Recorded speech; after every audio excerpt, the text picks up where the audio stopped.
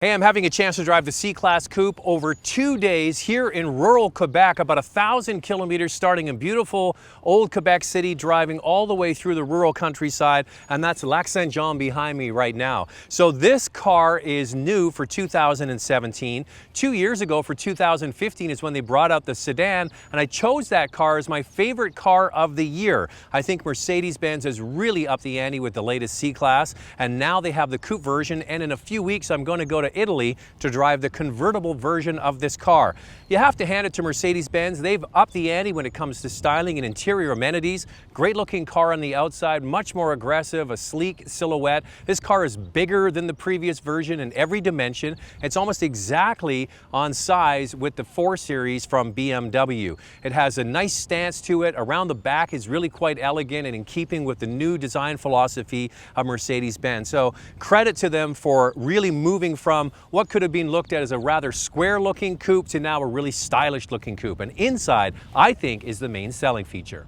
So the highlight for me with the new C-Class family of vehicles, so that's the C-Class sedan, this coupe, the cabriolet, and also the GLC, the small crossover vehicle, is the interior. And they all share the same kind of dashboard, and it really is eye-catching. And kudos to Mercedes-Benz for really pushing this forward, because when you look at a BMW interior now, their main rival, it looks really quite staid and boring, and this looks modern and fresh. You've got the large center waterfall sort of console they have here, and it all centers around the screen. Standard screen size is 7 inches. When you get navigation, it goes, I think it's 8.3 or 8.4 inches, whatever, it's larger.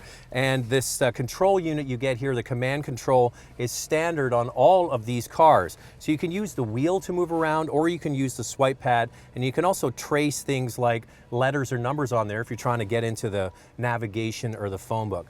These sport seats are standard as well. They come standard with the faux leather, which Mercedes-Benz has been known to produce some excellent faux leather seats. And then you can upgrade to the real leather. And when you do that, you get the stitched dashboard, which looks first rate. So very functional, easy to use. You do sit lower in this car compared to the sedan. It's not a big car, so this is a perfect car for a young professional or a couple. And if you're going to take a client out for lunch in this car, they're going to be impressed. And powering this particular car, the 300, is the 2-liter 4-cylinder turbo with 241 horsepower. And I would say it's a good all-rounder. This isn't going to light your world on fire. It's not going to be the most powerful. Don't worry, Mercedes is coming out with the V6 turbo and then the AMG cars, the C63. So people who want all the power are going to be able to get that. But most people are going to be buying this car because it has the beautiful styling on the outside, and it does pretty much everything that you're going to need. The engine and the transmission work very well together. Plus there's the dynamic settings. You can go in and change all of the parameters, the shift points for the transmission, the throttle sensitivity, and that's all available right here as standard equipment. So that's all good stuff. On top of that, the car that I'm actually driving today has the available air suspension.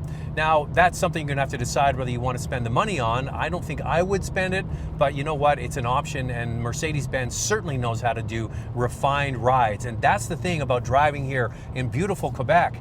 The roads are not great because they have so much snow and cold in the winter. The roads can get chewed up badly, and this car eats it up. We've been driving hours and hours right along the St. Lawrence River here, which is absolutely spectacular. But this is a wonderful touring car for sure. I would put it in the touring car camp. Not really a sports car, great touring car. So it all comes together to produce a beautiful car to spend hours behind the wheel. On top of a whole host of standard safety features from Mercedes-Benz, you can get Distronic Plus. That's their semi-autonomous system, keeps distance, keeps the car in the lane, and it does it all automatically. And it's wonderful at low speeds because you can basically let the car drive itself, which is fantastic for stop and go bumper to bumper traffic. This is kind of fun. They're letting me load this on the transporter at the end of 2 days and about 1,000 kilometers of driving here in Quebec. So I've never done this before. This is kind of fun. You can't see, so you have to get guided on unless you're a real pro. Hey, that wasn't so bad. All right, electric brake on.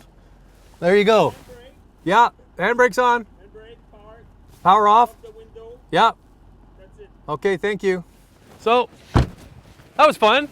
This is an impressive car. After driving it for such a long period of time, you really come to appreciate just how comfortable and refined and well put together this car is.